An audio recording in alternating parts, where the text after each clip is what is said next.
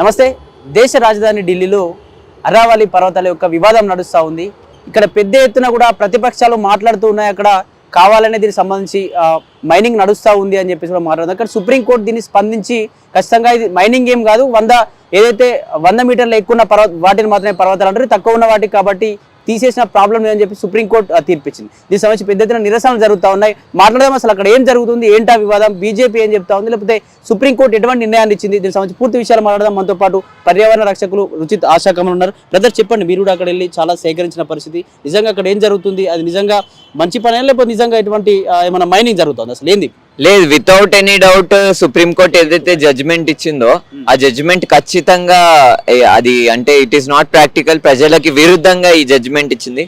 ప్రజలకి ఉపయోగం కాదు, పర్యావరణవేత్తలకి ఉపయోగం కాదు.